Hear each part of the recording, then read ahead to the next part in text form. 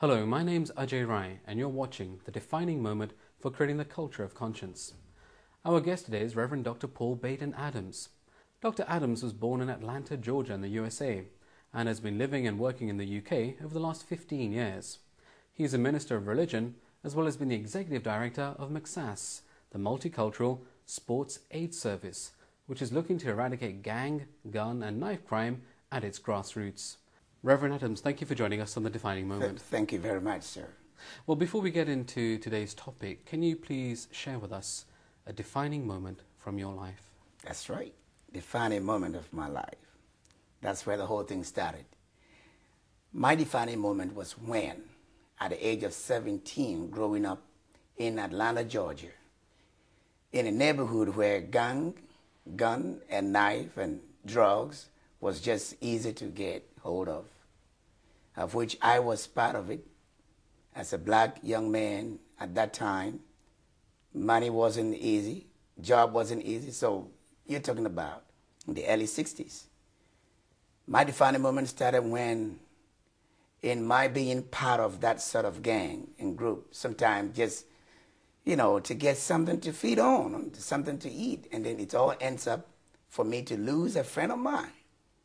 And this young man was the same age of like me.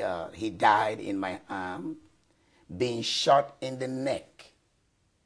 Bam. And I watched this young man say, "Hey, I'm going to kill you." And he pulled the trigger right in front of me and blew a big hole into his neck, Robert's neck. And How old were you at that time? I was 19, and then Robert was 17 years old. And then I watched Robert die in my arms. And this young man threw the gun away and running away, even though they got him. But then I lost my friend in my arms. He bled to death. And I cannot explain the fear and what went through my head. I made my decision right there that for me, gang, gun, knife, whatever bring violence, whatever bring hate, I have to dump it right there. I don't care if I have to go without food. I got my moment. I learned my lesson. And that was my defining time to say, this is the end of me. I'm never, ever going to encourage any sort of thing. And at that time, I made up my mind. I would go to church, because my folks were all preachers. I would go to church. I used to hide from going to church. But since then, I started confessing my sins. I started telling everybody how sorry I was. I lost my friend, and I watched him dead. So my life was turned around since that moment to the time I am 52 years old now. Things have changed in my life. So that is my moment. Well, thank you for sharing that powerful story with us. Let's move on to today's topic, which is exposing gang culture at its roots. So based on all these years of experience, what would you say, in your personal opinion, are the roots of gang culture? The roots of it is from the family. Family breakdowns. I don't mean breakdowns of marriage breakdown or anything. The misunderstanding of couples who agreed to bring up a child and then educate them. It might be the differences of misunderstanding between the two, one chastising and the other one said, "No, you've been too heavy-handed." And then children always pick on that and then hang on to the other side. So in this case, the child, the question is, he's going to pick up one who likes to be defending that particular child and hang on to that. If that is being too hard, they will go to mama, and mama being too softy, they're going to be on there so that father will have no power. His word will have no power. That's another way of family breakdowns. And this child will never have a discipline, because if father chastises it, mother comes and says, "That is wrong." That's a family breakdown, and this needs to stop. Well, I mean, family breakdown, we can see, is a cause behind all kinds of ills that we are now seeing in society. Yes. But can you be perhaps a bit more specific? I mean, what exactly is it? Is it the lack of father figures? Is it because there's much more, teenage pregnancy? What's really kind of, if you want to just pinpoint something for us? people may disagree what I'm saying, that sometimes father figures help because it takes two to tango. So if a father and a mother agrees to make up a baby, I believe, in my understanding, that two of them should also agree to bring them up. So if it comes to a time that you have to depend on one set of the family to do that, how possible will that be? Some part of the discipline would not be able to pass through to go to the young fella, because the attitude of a father and the caringness of a father and the protection of a father, if it's not there, the child lacks of something very, very much into his life. And mothers are there to hold us. I love my mother so much.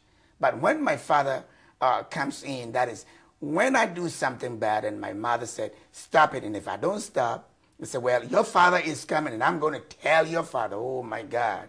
Then that is the end of it. That put a stop to it. And that is why such breakdown shouldn't happen. They should always be there in any other question. They should be there, put together, for the sake of the coming up of the young person, so that any different life can penetrate into their lives. This is important. Not only marriage breakdown is what we call. This time when you say marriage breakdown or family breakdown, they think it's marriage breakdown. If you don't agree to stay together, yes, fine, but agree to bring up that particular child that you both agreed. Don't walk away, young man. Come into the life. Well, if family breakdown as such is the root of gang culture, well, how is society supposed to substitute for all these broken families? The question is, how does society handle the situation? Society, they have learned to push this blame onto, like this young mother I'm talking about, like any other else. Society keep pushing everything into people's hands. And how do we solve this? What we have to do is society has to agree together, come together and find a solution. Hear from the youngsters themselves from their mouth. What can we do to help you? We have failed you. We need to come first.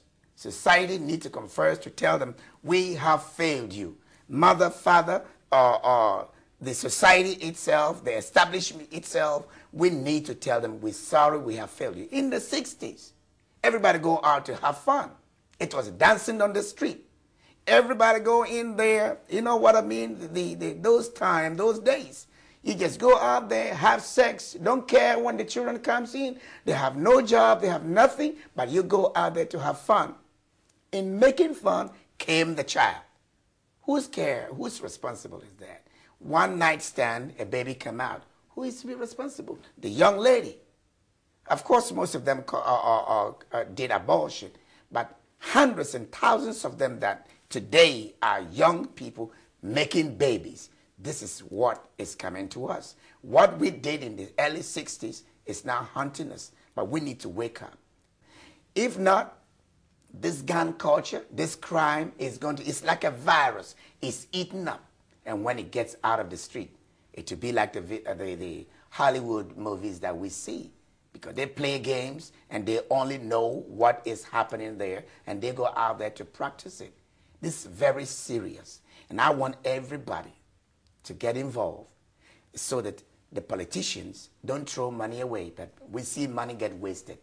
Crime, they can beat around and say, percentage of crime dropped. No, it hasn't dropped.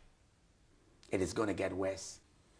So with this situation, if we have young people being conditioned not so much by their fathers, because in some cases they're not there, but also mothers who are basically stretched to their limits, what's actually encouraging young people to carry guns or to carry knives? Is it just their egos, or is there actually a real sense that they're in danger? Some are ego, yes. Some want to just show off because they want to prove tough. So they put the thing in there, but maybe they don't have idea, they don't want to harm nobody. But it will come to a critical point that they need to use it. That was for ego, and it turns out to be wrong.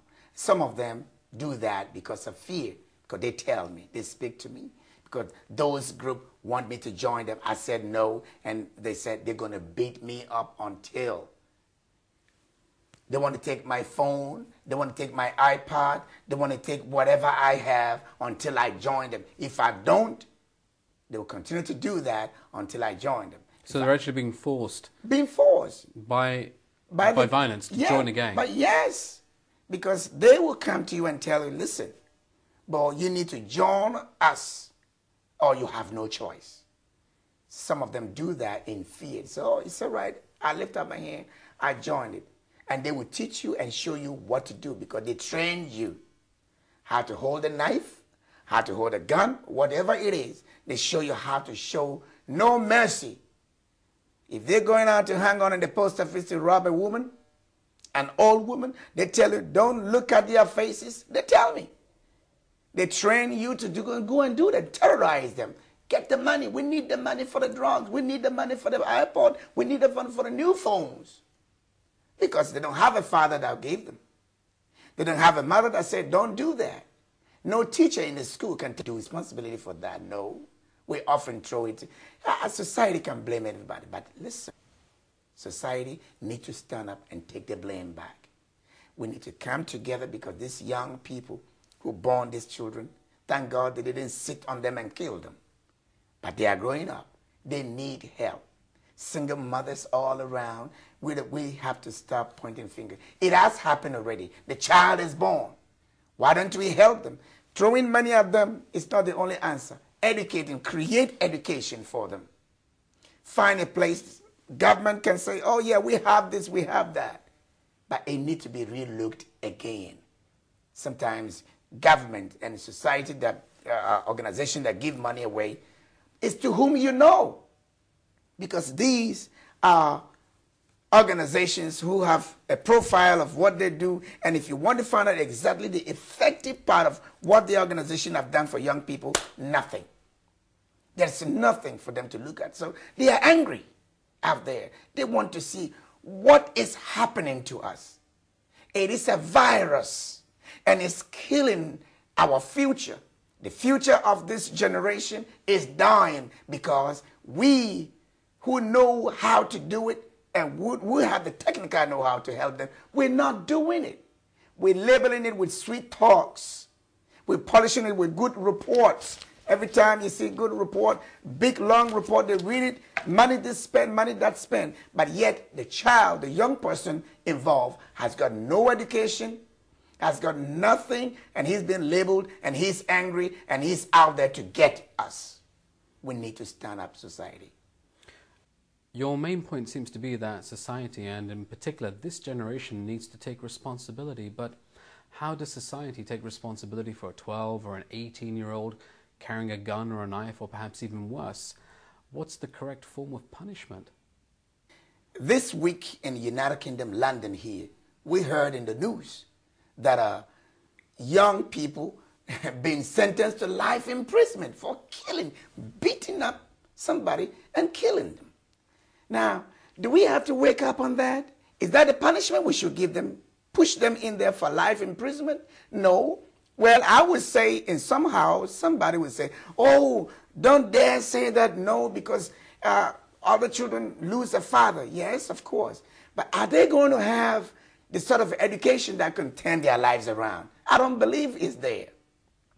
They will come back even in more angry, coming out to do more than that. But what do we have to do to punish such a young child? The punishment is confine them to a program, confine them to some sort of a good education by loving them, showing them, because these children don't have love, they don't have sympathy. We need to show them how to love. That's what society hasn't given. Parents, mothers and fathers, uncles and aunties and friends, we have all ignored that, chasing our own good time. Let's go out there, have fun. Friday night, and you go there, you dump. I know a young lady that locks up 9 years and 11 years old into that, hoping that one of the senior sisters will come and look after them. Off she's going to a nightclub to have fun. In so doing, another baby comes in because she goes there. She don't have money. A man comes in and says, hey, baby, how you looking? You're looking good. And then, she's still young. You don't even know whether she have children, but she got 2 children. 9 and 11 years old, going to have sex at that night, another baby comes out. Tell me what is going to happen.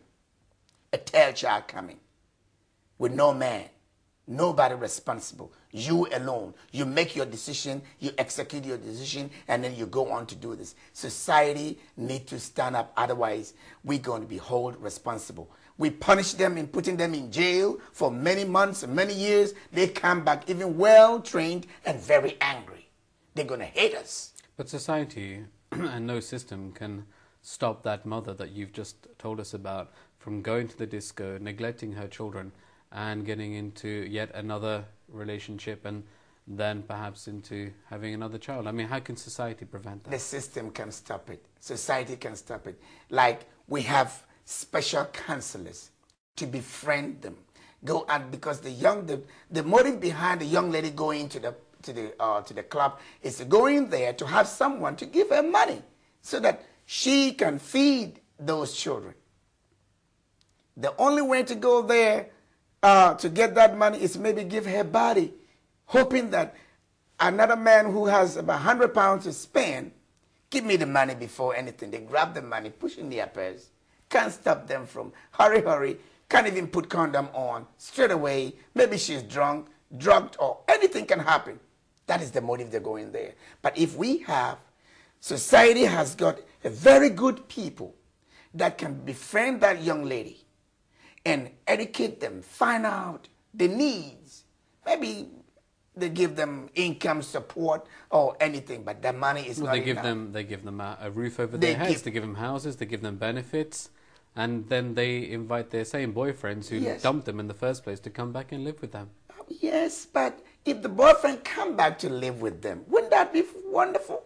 So there's somebody there to negotiate. But that's the incentive, to go out, become a single mother, and perhaps have even more children, and therefore just get into that system. So society is actually then supporting something that's actually in itself unstable. I know you are raising up a very important question there.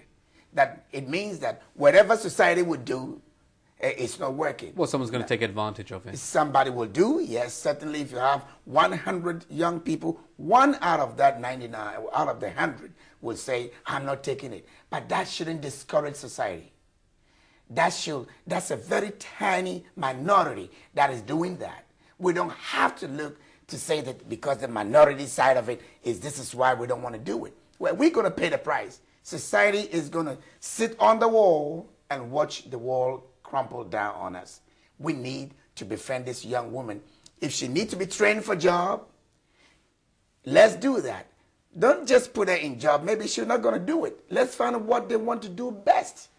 Probably home learning or doing some sort of trade, because they're too old, they say, they can't do this, they have no minds, and give them something that they can see their children every time to educate home learning. Like in America, we have those home learning in there. Other states do differently. But in England, it's a small state, small nation, and big things happening. When will the politicians, the lawmakers, the so-called charitable organizations that have big names, and they're not having any effect? I walked in Brixton the other time and I saw people running and going, what is happening? There's a young man came to a fruit seller in the open market, pick up the fruit and running. The man went to ask him for money. What did happen? Stabbed him several times and the poor man died. So why should you have to ask me for money? I'm hungry. I want some food to eat. And they said, these boys are bad. These boys are bad. These are evil children. That's a cry out. We're going to see more than that if we don't do something much more important. You see, society needs to create some sort of people with a thinking head on so that they come together, find a 90-day program, 60 days program, 200 days program, 1-day program a week to really put some sense into these young people, because they are coming to get us. If we don't do anything here, we can be sitting down here. Somebody will remember Dr. Adams sat down here and said, they are coming to get us. This is not a prophecy. This is a real thing, because what we did in the 60s it's now coming to cut us because these young people made children, their children made children, and now babies making babies. We're giving them incentives, money to spend. It's not the answer. You see, it's not the handout. All this money is a handout. But we have to create something that will become for themselves. That I studied not only going to the school, but have a trade, have some sort of things that they can establish their own business, help them foot to foot in every community so that these young people can get out of the street. When in the evening after school, and the young men want to go out there, Mom, I'm going out. Kevin, look after yourself. Yes, Mom, I take care. I'm gone. That's it. The moment Kevin is gone, maybe a new boyfriend walk in to take a mama out. The others are gone. The house is disorder. Mother gone. Kevin is gone. The young lady also is gone. Maybe the little one is still at home with no care. The door is locked. They can do anything to themselves. TV is on. Sex is going. Gun is shooting. Everything. It's a chaos. Who have to solve this problem? It's society. And society is made up of the lawmakers, the parents, the friends, the ministers, the religious leaders. This is the society. This is us. And what we're doing now in this society, the Muslim people say, we can look after our children good. The Christians say, we do best. Hindus say, we have this policy. Society is divided, but we still live together. When do we come together to learn from one another and stop criticizing ourselves? Don't care about the Muslims. They're too harsh on young people, and they do this. Give them more time to do them. Give them more. And then the Hindu man came and said, this is how Christianity comes from. Everybody has a portion, what they do. And we've gone all out of track. And it's about time. It's about time. If we don't do it, the little good, peaceful country, United Kingdom, will be divided by this youth. Well, actually, on that subject, I mean, you mentioned the society itself is divided, the Hindus, the Christians, the Muslims. They all have their own ways of dealing with young people. Exactly. There seems to be a perception that when it comes to gang culture, it's often black young people who are getting involved. Now, is that really the case, or is it just a misconception? One may take me wrong. There's a little misconception there. You're right. But to label one set of society, to say the cultural or color, might be a wrong thing to say, because crime is, in my experience, I got white boys that do the same thing as black people.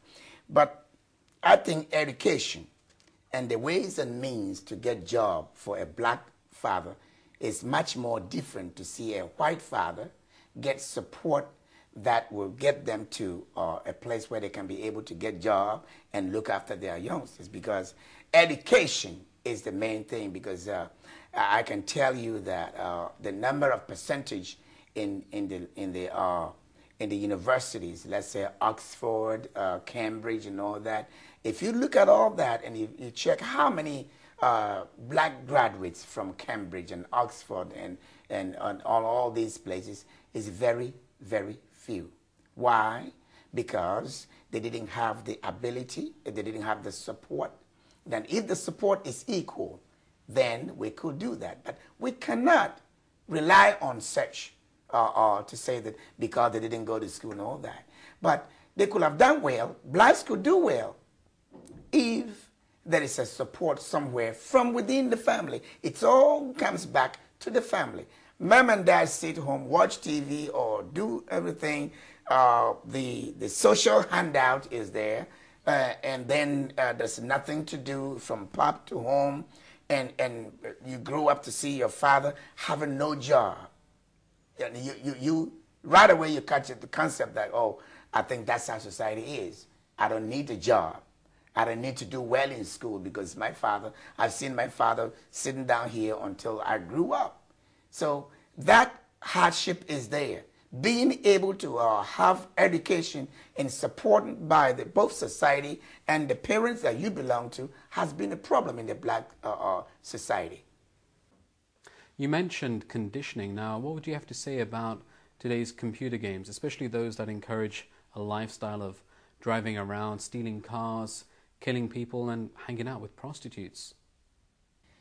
A child must be playing games from year 5 or 4 up to 12. Nothing happened. 15, and then something happened. He or she has acquired a lot of knowledge about how to really bring down a human to die, or to take somebody's car, force them to, all knowledge in there. People making money out of the vulnerability of these young people here. We need to reprogram all these things. You see, that's a bigger education area that society can, government can say, we don't want no more violent games. We want educational programs for the young people, whether they like it or not. Collect all this and burn them. Make law, bind everything.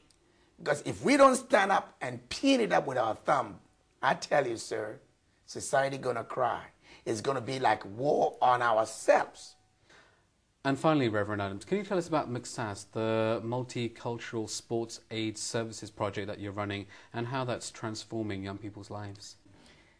Currently, I have about 35 young men and women who are part of this scheme. I call it a scheme because it's a membership. And each one of them has got a story, a successful story that we took them and we educate them. They are all part of the 90-day program that I'm doing. And they who carry knives don't carry it no more. Those who were violent don't carry no violence no more, because we follow them from the day of arrest from the police station down to the youth court, and from the youth court to the yacht. That's a young yacht is young offenders team in every borough. We go there and we work hand in hand with them. So we have a success story.